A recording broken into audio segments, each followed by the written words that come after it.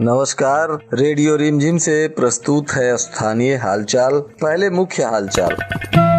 सड़क पर उतरे जिलाधिकारी और पुलिस अधीक्षक, लॉकडाउन का पालन करने के लिए लोगों से की अपील। सिधवलिया स्वास्थ्य केंद्र पर अनुपस्थित रहने वाले स्वास्थ्य कर्मियों पर प्रशासन ने की कार्रवाई। बैकुंठपुर थाना क्षेत्र के अलग अलग इलाकों में मारपीट की घटना में 11 लोग घायल, सबका चल रहा है इलाज। सभी थाना क्षेत्रों की पुलिस सख्ती के साथ उतरी फील्ड में, लॉकडाउन का पालन कराने के लिए कई लोगों पर डंडे भी बरसाए। कटिया के एक युवक की गुजरात में बिजली का करंट लगने से मौत, परिजनों में मचा कोहराम। स्थानीय हालचाल के इस अंक के साथ मैं अनिकेत मिश्र। अब हालचाल विस्तार से। गोपालगंज के जिलाधिकारी डॉक्टर नवल किशोर चौधरी ने आज प्रेस वार्ता करते हुए गोपालगंज वासियों से अपील की और कहा कि इस लॉकडाउन के गाइडलाइंस का सभी लोग अक्षरशः पालन करें और सभी लोग अपने घरों में रहें, सोशल डिस्टेंसिंग का पालन करें तथा किसी भी व्यक्ति को यदि कोई भी तकलीफ हो रही हो तो तुरंत चिकित्सकों से संपर्क करें, अस्पतालों में जाएं, अपनी जांच कराएं तथा अपना इलाज कराएं। हर हाल में सोशल डिस्टेंसिंग और मास्क का उपयोग करें ताकि यह महामारी दूसरों तक नहीं फैले। कोरोना जैसी इस आपदा को रोकने के लिए सभी लोग प्रशासन की मदद करें, सुरक्षा कर्मियों और स्वास्थ्य कर्मियों का सम्मान करें क्योंकि यह लोग आपदा की इस घड़ी में जान को हथेली पर लेकर आप लोगों की सेवा में लगे हुए हैं। इस अवसर पर पुलिस कप्तान आनंद कुमार भी मौजूद रहे और उन्होंने भी प्रेस वार्ता करते हुए लोगों से शांति के साथ लॉकडाउन के नियमों का पालन करने की अपील की और कहा कि शादी ब्याह जैसे कार्यक्रमों में लोग नहीं जामे। वहीं सबसे अच्छी बात होगी कि उपस्थिति काफी कम रहे और जितनी कम से कम संख्या में लोग शादी ब्याह जैसे समारोहों में उपस्थित होंगे वही सबसे ज्यादा अच्छा रहेगा। वैसे अधिकतम लोगों की अनुमति जिला प्रशासन द्वारा शादी ब्याह को लेकर 50 लोगों की परमिशन दी गई है तथा अंतिम संस्कार में 20 लोगों से ज्यादा के शामिल होने की अनुमति नहीं दी गई है। इस तरह से जिला प्रशासन ने सभी लोगों से अपील करते हुए इस महामारी को जल्द से जल्द कंट्रोल करने के लिए लॉकडाउन के नियमों का पालन करने का अपील किया। मैं तमाम गोपालगंज वासियों से मैं अपील करता हूं कि जो अभी लॉकडाउन का आदेश है उसका आप अक्षरशः पालन करें और इस कोरोना संक्रमण काल में इस कोरोना से लड़ने का मात्र और एकमात्र यही उपाय है कि यदि कोई व्यक्ति इन्फेक्टेड है तो वो अपनी जांच कराएं, इलाज कराएं। हमारा संस्थान पूरी तरह खुला हुआ है, इस बीमारी को नहीं छुपाएं। और दूसरा उपाय है कि जो व्यक्ति जहाँ है वो वहीं रुके, वो मूव नहीं करें ताकि अन्य लोगों को हम बीमारी को फैलाने से रोक सकें। साथ ही मैं एक अपील करूंगा कि वर्तमान समय में हमारे सभी चिकित्सक, स्वास्थ्य कर्मी, हमारे प्रशासन के लोग यहाँ के लोगों के सहयोग के लिए लगे हुए हैं, लोगों की जान बचाने के लिए लगे हुए हैं। तो हमारे चिकित्सक, स्वास्थ्य कर्मी एवं हमारे प्रशासन के लोगों को पूर्णतः सहयोग करें ताकि उनको हम बेहतर से बेहतर सेवाएं प्रदान कर सके और हम उनकी जान की रक्षा कर सकें। शहर के घोष मोड़ के पास डीएम और एसपी लॉकडाउन का पालन कराने के लिए सड़क पर उतर गए। इस दौरान बेवजह सड़क पर घूम रहे लोगों को फटकार भी लगाई और दवा लाने के लिए निकलने वाले दर्जनों बाइक चालकों की दवाइयों का पर्चा भी चेक किया। वहीं डीएम डॉक्टर नवल किशोर चौधरी ने बताया कि 15 मई तक लॉकडाउन लगा है और लॉकडाउन को सख्ती से पालन कराने के लिए अधिकारियों को निर्देश दिया गया है। साथ ही इसकी जाँच करने के लिए जिलाधिकारी और पुलिस कप्तान सड़क पर उतरे और इस दौरान घूमने वाले लोगों की जमकर क्लास लगाई। सिधवलिया प्राथमिक स्वास्थ्य केंद्र में लगातार कई दिनों से अनुपस्थित रहने वाले 3 स्वास्थ्य कर्मियों पर विभाग ने कार्रवाई की, जिसमें एएनएम चंद्रावती कुमारी को सिविल सर्जन के निर्देश पर निलंबित कर दिया गया, तो वहीं डॉक्टर अभिषेक शेखर सिन्हा को तथा आसमा फिरोज शाह को वेतन कटौती करते हुए यह चेतावनी दी गई कि यदि आप लोग 2 दिनों के अंदर अपने कार्य पर उपस्थित नहीं होते हैं तो आपकी संविदा समाप्त कर दी जाएगी। प्राप्त सूचना अनुसार यह सभी स्वास्थ्य कर्मी कई दिनों से अपने ड्यूटी पर नहीं जा रहे थे और इनकी अनुपस्थिति की खबर लगातार जिला प्रशासन को मिल रही थी। इस वक्त स्वास्थ्य विभाग में स्टाफ की काफी कमी महसूस हो रही है और ऐसे में यदि कोई लापरवाही करता है तो उस पर सख्त कार्रवाई होगी, ऐसा जिला प्रशासन ने निर्देश जारी कर दिया है। विजयीपुर प्रशासन भी लॉकडाउन का पालन कराने के लिए सख्ती के साथ सड़कों पर उतरा। इसमें विजयीपुर के सीओ, प्रखंड विकास पदाधिकारी एवं थाना प्रभारी के नेतृत्व में अभियान चलाया गया। कहीं कहीं पुलिस को लाठियां भी गिरानी पड़ी। विजयीपुर के नौतन मोड़ पर कुछ मनचलों को पुलिस ने लाठियां गिराई। प्रशासन की सख्ती से विजयीपुर पगरा रोड पर अफरा तफरी मच गया। प्रशासन से लुका छिपी खेलते हुए कुछ दुकानदार दुकान खोले हुए थे, उन पर भी कार्रवाई की गई। वहीं विजयीपुर प्रशासन पहले पगरा, जजवलिया, मुसहरी में लॉकडाउन की धज्जियां उड़ाने वाले लोगों पर कार्रवाई की। कुछ दुकानें खुली हुई थी, उन पर भी कार्रवाई की गई, उनको भी सील किया गया है। बैकुंठपुर थाना क्षेत्र के विभिन्न गांवों में आपसी विवाद को लेकर हुई मारपीट की घटनाओं में 11 लोगों के घायल होने का समाचार प्राप्त हुआ है। घायलों में आशा कुमारी खैरा गांव की, सैतून नेशा धर्मबारी गांव की, रेणु देवी शंकरपुर गांव की, नाजरा खातून, मुस्कान खातून गम्हारी बथानी टोला के रहने वाले हैं। सुरेंद्र राय, कर्ण प्रसाद, रणजीत प्रसाद, मन्नू कुमार, भोला कुमार, उषा देवी एवं उमेश कुमार राय शामिल हैं। इन सभी घायलों का सरकारी अस्पताल में इलाज चल रहा है और पुलिस इस मामले की अलग अलग घटनाओं में एफआईआर दर्ज करते हुए जांच पड़ताल शुरू कर दी है।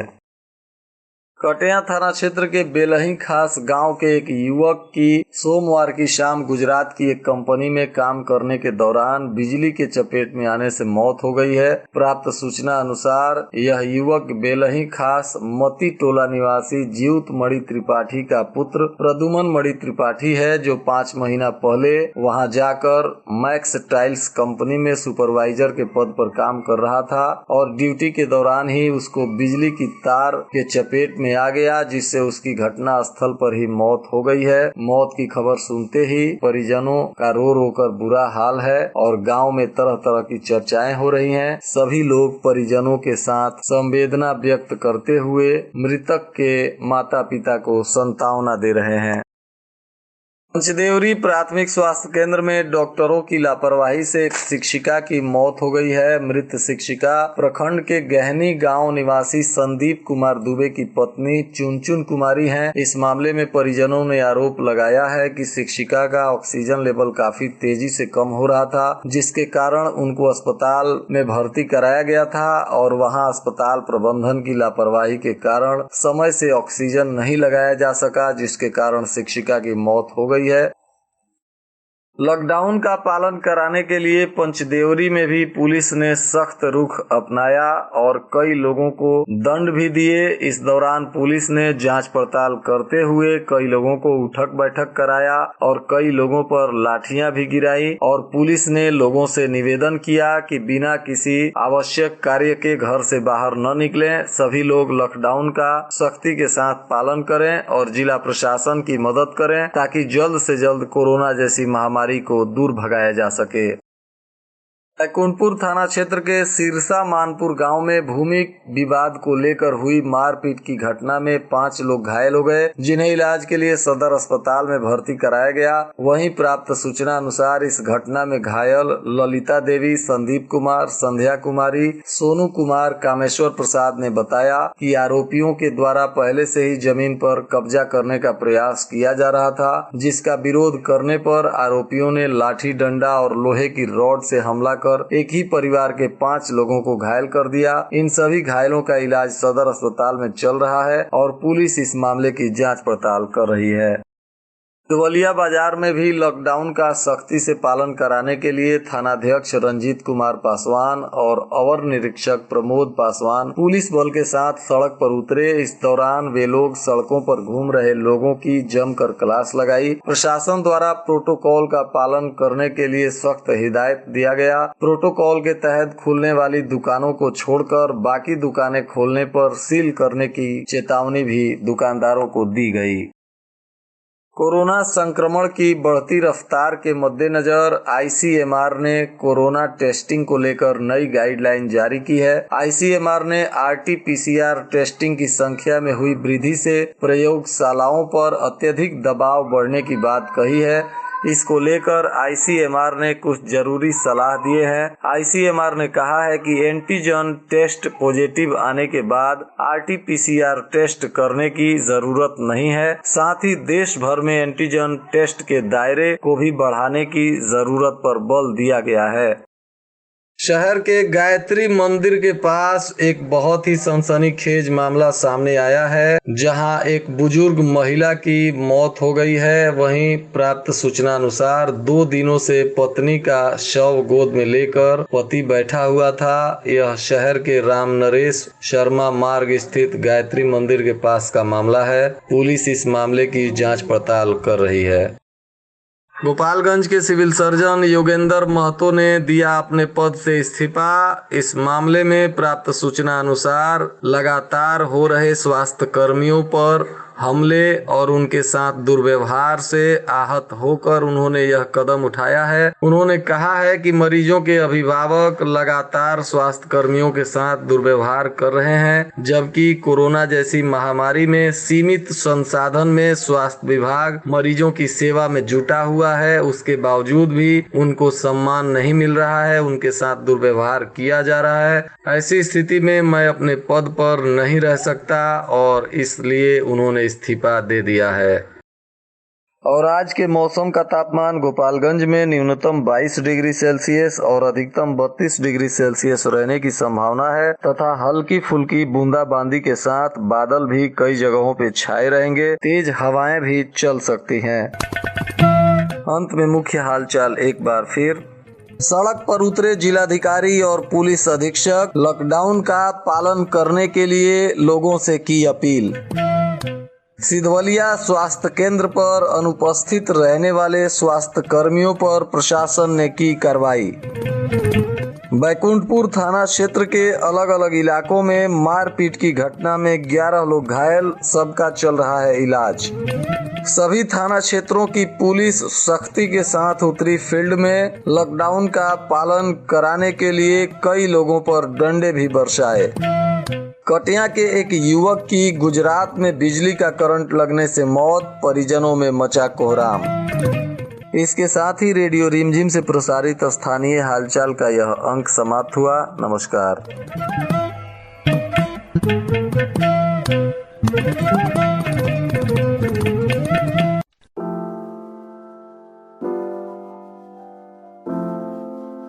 रेडियो रिमझिम के माध्यम से मैं गोपालगंज की तमाम जनता से अपील करना चाहूँगा कि हमारे पूरे ज़िले में, पूरे प्रदेश में लॉकडाउन लगाया गया है, जो 15 मई तक निर्धारित किया गया है। यह लॉकडाउन सभी व्यक्तियों के जान की सुरक्षा के लिए लगाया गया है। कोविड का संक्रमण दर काफ़ी ज़्यादा है। इस वजह से मैं सभी से अनुरोध करूँगा कि अनावश्यक रूप से अपने घर से बिल्कुल नहीं निकलें और पैदल चलने वाले यात्रियों पर भी जो अनावश्यक पैदल चलेंगे उन पे भी रोक लगाई गई है। साथ ही जो जितनी आवश्यक चीज़ों की दुकानें हैं वो मात्र सुबह 7 बजे से 11 बजे दिन तक ही खुली रहेंगी और ऐसे अनावश्यक रूप से कोई भी वाहन इधर उधर मूव नहीं करेंगे। जो इसेंशियल सेवाओं के वाहन हैं, जैसे स्वास्थ्य सेवा के वाहन हैं, कुछ सरकारी कार्य से जाने वाले वाहन हैं, उनको अलाउ किया जाएगा।